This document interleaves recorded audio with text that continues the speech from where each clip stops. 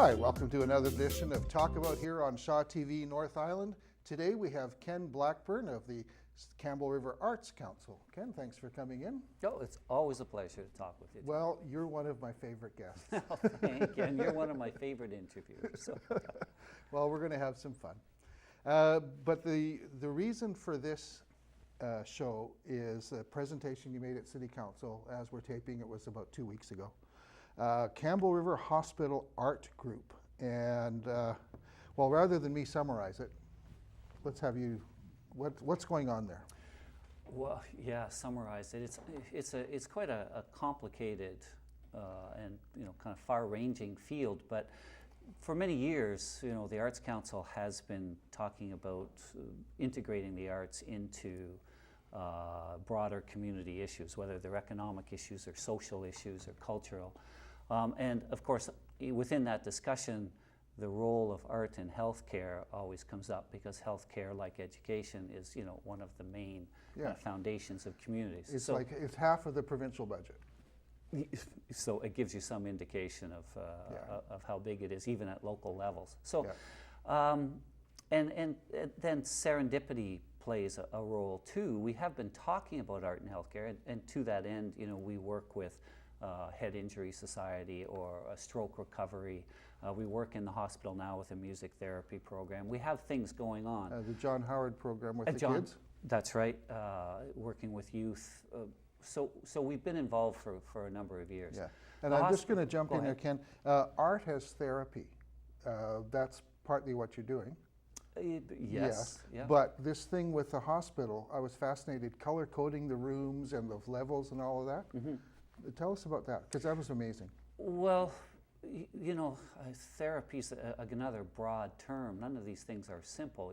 Some art interventions are directly therapeutic, so they would be to help with cognitive recovery, for example, like after a stroke, or they're working to combat degenerative diseases like Alzheimer's, for example.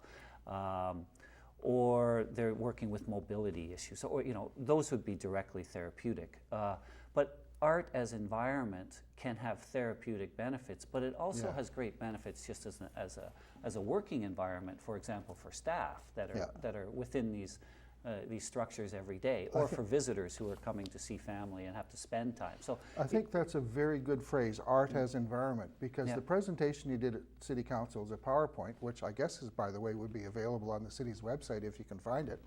The broadcasts are hard to find, working on that. But for the people that work in the hospital 24/7, and there's just blank walls, gray walls. Yeah, and that's where the serendipity comes in, because we've been talking about trying to do something in hospital for a number of years, but there hasn't been much momentum for it. But I was contacted by two people who didn't know each other from very different directions, almost within the same week. One of them is a physician, Kathleen McFadden, who is a family doctor in the hospital, who was just very concerned about the daily look of the place, the environment.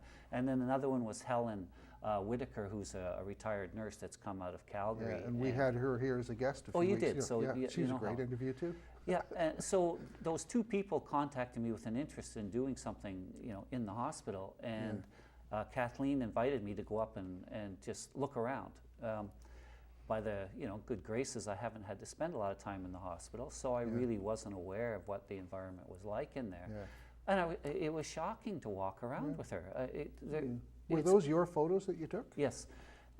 So you put it into a PowerPoint? I put it into a PowerPoint. Well, to start with, here's what I witnessed walking around. And it is institutional. It is absolutely barren. And it's empty. And the question is does this reflect my community? If I have my parents or my children or spouse, neighbors in this facility, is this the environment that I want them in? Obviously no. So from that discussion, we decided we would get a cluster of people interested. Kathleen did a lot of the legwork in getting buy-in from different aspects of the hospital, like different departments. And we put together some options as to what could be done in these spaces. Well, the thing was, there's lots of things that were good and brilliant about your presentation, but you used the PowerPoint to compare a blank wall with what it could look like. Exactly. Yeah. Yeah.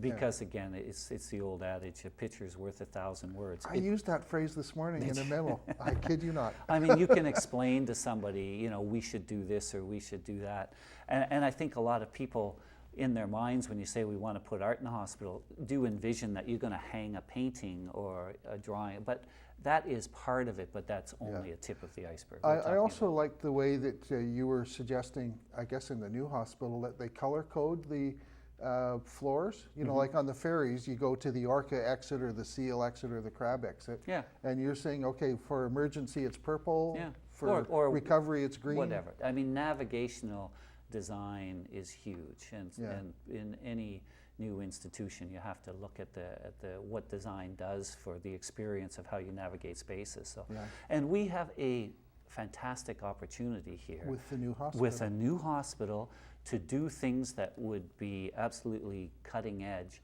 and be part of it's an international discussion, but it's so if very you had a big wish right list, what are the top 3 they should do? Tom Sparrow. The top 3 things. Number 1, I would love to see them establish an Art and Health Research Center in the hospital, which could be done very low cost and high impact, so we would have the ability. Sorry to jump in, but that's what they could use the old hospital for. Could be. I don't know what the plans are. Well, they're trying to tear it down. Are they? Well, we need the capacity to be able to experiment with ideas. That's really what we need to do. We need to look at, as I say, navigational design, what works, what doesn't, what colors are effective. So 2 north could be pottery and 2 south could be painting. Could be, yeah. The challenge is that we're not just talking, when we talk about art and health, about placing pictures or color or design. There are music programs, there are hands-on art carts, for example. There are workshops that you can do that are also for staff and can be for physicians and for maintenance, for people that are working in there. For people that have to kill a lot of time, like waiting, for results or waiting for family members. What or do they do? Or an ambulance driver waiting to go back to Gold River. Well, you have to spend a lot of time. So what kinds of activities could be built into an environment like that? And this is not just making it up, me making it up. This is out there and being done, and being done through a lot of high-end research facilities like Harvard Medical School is all over this. We can be part of that discussion. A new hospital, the kind of demographic and the kind of situation Campbell River represents, and its shift from resource to. I think it really represents Campbell River well, because in recent guests of Carol Chapman and the mayor and others have brought out. There's a very high level of community involvement here. It's relatively easier to raise funds here. And the level of care for people in wheelchairs is relatively high here. Yeah. So it's a natural. Campbell River could become a center of excellence in art, environment, art therapy. Absolutely it could. And we would, as I say, have a lot of people watching what we're doing and engaging with us in their research projects, which is where it really picks up speed, because any large institution working in the States or across Canada needs to have satellite researchers, and we would fit the bill perfectly. So what are the economics and finances of it? Well, that's something we have to sit down and look at, but I can say off the top of my head, very cost effective, high impact, low cost.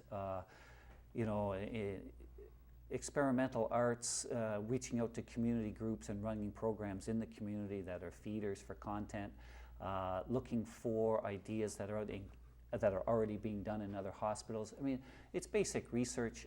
It would be wonderful to create a position to have somebody on it full time. Half-time would be effective to start. The space needed would be minimal. Basically an office and some kind of activity room. And working on the walls with the new kinds of decaling that's coming out of through companies like 3D that are absolutely low maintenance, high quality, removable. We're some not of the talking practicalities that we're not talking a great deal of money. And I think that's one of the strengths of the initiative, is that it's a community project. This is what not-for-profits have done since the start of civil society, is they've recognized that somebody is not attending to this, and they move in and they produce it on behalf of everybody. So But I don't have an exact number for you Yeah. because we need to determine the scale. Well, I see long-term, be prepared with a strategy. Yeah. Yeah, so. That's why we want to start in the old hospital, we say, the current hospital Yeah. now, because to develop a strategy it. for the new hospital, we have to do some trial and error, and Yeah. we have to take a look at the effectiveness. We have to try things and get feedback from different, so it's a process. Well, your timing is opportune in the sense that the hospital is at the design stage. And, like if you wait 3 months, it might be too late. Well, I attended the speed dating event that good. the chamber put on. I talked with all 3 of the companies bidding, and I talked this discussion, but more so that they have to have artists on the design team as well, Yeah. which in some American jurisdictions is mandated that artists have to be on healthcare facility design teams, which would be wonderful. Yeah. Where's a Paragon? Like a really good example. If Helen Whitaker wanted to tell somebody where to go for a look at art in hospitals. Well, she said Calgary. I don't Okay. personally know that, but I've heard good things about Vancouver Children's Hospital. Sick Kids in Toronto is apparently excellent as well. But a Children's in Vancouver, I saw a little clip about the Canucks are big on that. Yeah. But that's a good example. Yeah. Again, to be honest, I haven't personally visited them though. Yeah. So anything that I've seen is just by searching online. But free advice. I think you got a pound on Tom there. Yeah. Well, I appreciate that right now. I'm sure he's extremely busy. He's afraid to come on the show because I'm going to ask him tough questions. Well, people should never be afraid of well, tough questions. Actually, I'll take that back. But Mr. Sparrow was welcome here at any time, and I know I had him lined up, but it was in the middle of the winning selection week. Okay. Yeah, so he was a little busy. He's a little that week. preoccupied. Yeah. And hey, I've been around the block quite a while now with the arts, and I accept that art is not always at the top of people's priority. That's a great segue to part 2. Okay. How long have you been here? Yeah, it seems like since the turn of the century. Actually, not that far off the turn of the century. I've been here about 9 years now. Yeah. So, yeah, and we should mention too, he does the museum as well. Right. 2 hats, but he's not wearing any today. So the cultural map thing, can you tell us about that? Well, that was an initiative of the Arts Council with funding through the ministry to produce what's called a cultural map. There are some templates, or rather formulaic approaches to cultural mapping, which are, of course, listing all of the artists in your community, where the studios are, where your theater is, how many potters you have. Like, always turn off your phone and interview. I did that as a joke. No, it was just an wait email coming in. Go ahead, keep telling us about that. Or is it somebody live asking a question? That would be exciting. Well, actually, the previous show we had a live audience. You did? And it worked very well, yes. Yeah, people so could anyway, text in their sound, questions. silent mode. Okay. Okay, good. The culture, and so cultural maps are scans of the cultural activity in your community, which we endeavored to do. But Campbell River, I agree with anybody that says Campbell River is just such a fantastic place. It is ahead of the curve in so many areas, and we have done cultural scans in the past. Yeah. What we pitched was to take a look at culture in a more creative or more innovative way, and that is to engage artists in activities that are culturally based, and then do them as a series of projects that we would amalgamate into a resource, which is our website, that collectively would give you a snapshot of what this community is doing. Yeah. And to that end, we That's did. a great segue to the carving contest. Okay, to the carving contest, yeah. This, as we're taping it, the Transformation on the Shoreline, Transformation on the Shore, Campbell River Shoreline Art Society, 18th annual contest, and it's become a fantastic thing. Lots of turnout, 27 different carvers, and they produce art, which is quite amazing. We've got a sword surrounded by a snake going into a skull, and it was done by Cody LaFrance, and I think it was his 8th year entering. It's the first time he's won first place. Now, he won the People's Choice Award, he won the Carver's Choice Award, but the judges gave him only 3rd place. So, you know, is that art or is it craft or what is it? Do we have a week to talk about this? Yeah. Well, of course it's art. You know, the term, you know, people always say, well, what is art? What's not art? Yeah. You know, I think the best way to look at it is to recognize it in its language sense and probably by its absence. For many indigenous cultures around the world, they have no word for art in their language and in their vocabulary. Now, why would that be? Well, it's because art is integrated into their daily existence or infused in such a level that it doesn't need to be separated out. So if you're making a spear for an Iron Age culture and you put a little colored stripe on it, well, it would. I mean, of course, it's creative. It's innovative. You know, traditionally for cultures, the arts were how they told their stories. It's how they hunted. You know, it's how they gathered. It's how they planted. They watched the stars. It's complicated for what the arts are. So, and, you know, something like a chainsaw carving as a community activity is high culture. Even if you don't like the results, or people will say, oh, it's lowbrow art, or what, I don't know what that means. It's the activity that's most important, and it's the creativity and talent of these people coming. Well, provoking thought, I think. And provoking thought, and provoking thought, but also reflective of a very historic reality of this area, which was connected to trees and to logging and lumber. It's actually quite spectacular what they do.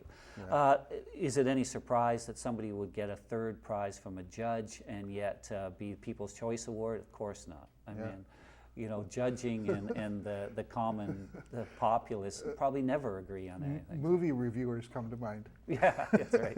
I mean, it's true in justice systems. You know, it's true in economics. You know, experts never really reflect what's popular. So. I mean, congratulations to Cody for the piece and for everybody that participated. I have only admiration for them, what they do. So. There's one of the carvers this year was a young woman whose name, unfortunately, Bridget Lockheed. Anyway, she won a prize before in the kind of the amateur category. This year, I think she was semi-pro or something. The first one was a geometric figure, you know, a bunch of triangles interconnected. This year it was a staircase. Okay. That's it. Yeah. There's a little bit of red coloring on it. Okay. Yeah. But it's a stairway to heaven, a stairway to what? I don't know. But it's thought-provoking. There you go. Yeah. I mean, the role of concept, or you know, the category of conceptual art has been around for forever. So right on. How's your own artwork going? Yeah, that's always the pain. I think I said that last time I was on here. Yeah. The realities of having to exist and pay for children going through school, and sometimes gets in the way of personal creativity and in terms of time. I'm actually working on a new series now. I have found some time to keep at it. You know, I mean, I am always generating or having a vision what I want to do. Timing's a little bit difficult, but there's no, in my life, there's no word for art either. So my life is going well. So obviously my art must be too. So. Well, we'll get to the museum in a bit, but you know, we had Andrew Nikiforuk on here, the writer in residence from the museum out at the Haig Brown House. And I asked him about, you know, when do you find time to write? And he's so disciplined. First thing in the morning he gets up, I guess he turns the phones off kind of a thing, but he sits and he writes for 2 hours. I wish I had that. Yes, so do I. Yes, I have to admit I am not a shining example of how to be an artist. No, I am very undisciplined, and I tend to work just on creative impulses, and I don't stay to a regiment of I know in recent years you've been doing some sculpture, but are you still focused on painting mainly? Well, yes, painting and drawing recently. It's just so much more practical, as I don't have the studio. The space, in you know, just all the machinery that I need. Though you don't necessarily need that, but you can go out and get a $200,000 brick of silver and whittle it down. Sure. I could. I'd probably just cash it in if I had $200,000 brick of silver. But buy a new car. But sculpture's still my passion, though. I absolutely love looking at it and checking it out and seeing what's going on in the world of it. It's speaking of that too, I want to get to the couple other things before we get to the museum. But the banner project, where does that stand? Is the season coming up? It's up. I mean, it's on the streets now. I can't thank the Pacific Salmon Foundation and the work of Larry Stefanik enough. Larry does a great job for us and great sponsorship. The theme was salmon again. The school kids are fantastic. And we run an educational program around the banners now too. So Larry visited, well over 1,000 kids, probably around 1,500 kids. So there'd be education about salmon, salmon not about enhancement, you know, and all of the stewardship programs that are done locally, and stream stewardship, and he does a great job. So the banners are flying. We're looking towards next year. I wish I had run into Steve when he was on here. I'd like to see BC Hydro come and be our partner next year. I'll say that on TV and put the pressure on them. No, but we're looking for a sponsor for next year, and with the construction going up on the dam site and the kind of changes that are coming with that whole structure, we thought it would be a good topic. But if there's other organizations or institutions out there looking for to partner with us in the banner project, it would be most welcome. Yeah, and Campbellton too. Campbellton, there's another. You really did a good thing there when you helped because there was I wouldn't say a cacophony, but there were a lot of voices saying, here's what we got to do, here's how we should do it, and you came in kind of with a higher vision. Yeah, and some of it very practical. We're doing the mural now with Muscles and More. Oh, really? That was a partnership through Arts Vest, which is Business for the Arts, and I got matching funds for them for their building. We had another building approved in Campbellton. Unfortunately, it fell through because of the ownership of the building. But this is another program that I've been trying to get Campbellton to be aware of, that we can bring matching dollars to any artistic endeavors they want to do. And when we finish with this mural on Muscles and More, it's going to be an eye-opener. And I think that the light bulb's going to go off.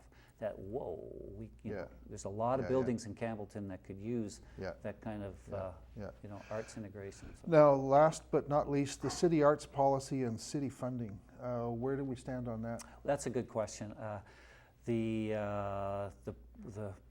I think the process of creating a committee to guide that policy hasn't been done yet. I think it's going to be part of the agenda in the fall. I would love to see the Arts Council kind of steward that process along. I want to kind of move it along quickly because of the hospital art project. We're trying to do that through the public art policy to see the hospital as an extension of our public space.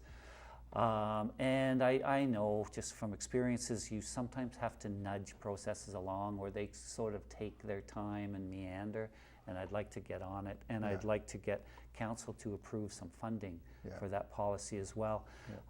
It helps us in the not-for-profit sector to have some committed funds, because then we can leverage it through other existing grants or through local donations or service clubs, etc. But you need to seed it with something, and so I'm really hoping to encourage the city to seed that policy. And I'm going to do a 30-second editorial about the cost-benefit of these kinds of social programs, social art.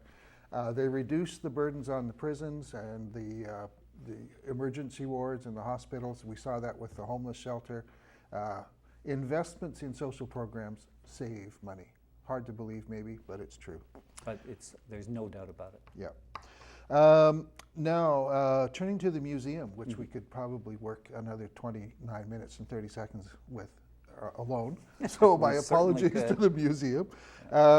You've had a personnel change in there recently, but the system seems to still be rolling along. Yeah. That's the strength of the museum.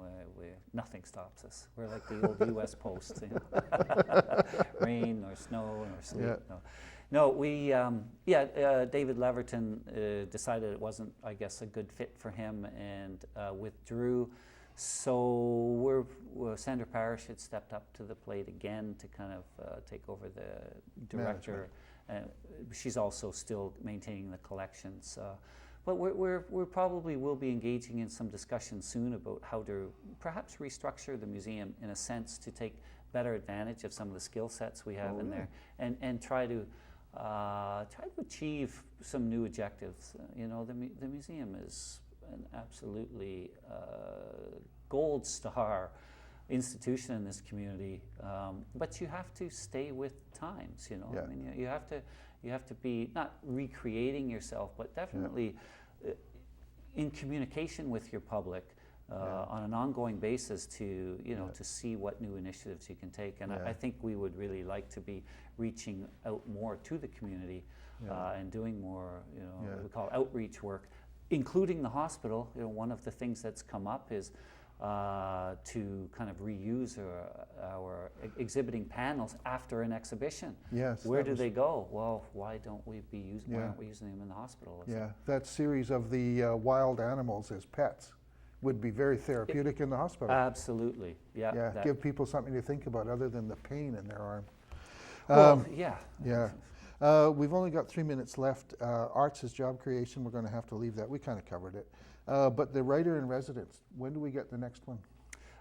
Probably it'll be in the fall. I don't know the exact time David Carpenter's coming, but I think it's going to be the person's already selected? Yes. Who is it? David Carpenter. And who is that? I knew you were going to ask me, and I am not part of the committee that selects the writer in residence.